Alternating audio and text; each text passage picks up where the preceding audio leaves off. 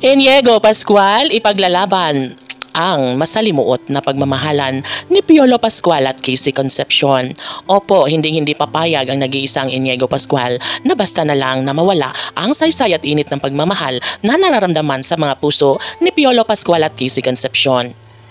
Isang pagmamahalang hindi dapat nabantayan dahil naniniwala ang taong bayan na mayroon pa ring pag-ibig na nararamdaman at pagtitiwala sa puso ni Piolo at Casey. Mayroon umano silang pangakong pinanghahawakan ni Iniego Pascual. Sabi nga ng aktor na si Iniego na mahal nila ang isa't isa at hindi nila hahayaan na mawala lamang ang lahat ng kanilang nasimulang pagmamahalan. Mayroon umanong sumpaan si Piolo at Casey sa isa't isa na hindi sila maghihiwalay at sila lamang ang magkakatuluyan at magsasamang bumuo ng sariling pamilya at magsasama sa hirap at ginhawa.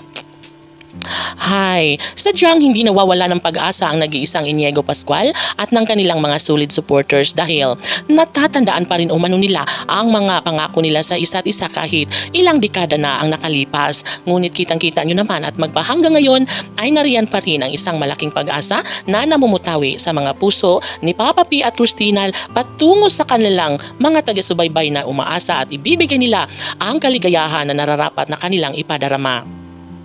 Hiling ng netizens ay hindi na sana magbabago pa ang kanilang tunay at wagas na pagmamahalan. At syempre, sabi nga ni Iniego Pascual na pinapatunayan na ni Papa P at Christina na talagang sila at sila pa rin ang magmamahalan habang panahon. Makikita sa mga mata ni Papa P na sobrang in love at mahal na mahal niya pa rin si Casey Concepcion mula noon magpahanggang ngayon. Kaya naman ay wag na dapat nang mag-worry dahil nga naman ito ang kanilang pinakapangarap. Ito ang kanilang hiniling na sana'y mabuo na muli ang pangarap na nararapat lamang kay Piolo Pascual at Casey Concepcion ang lumigaya hanggang sa walang hanggan.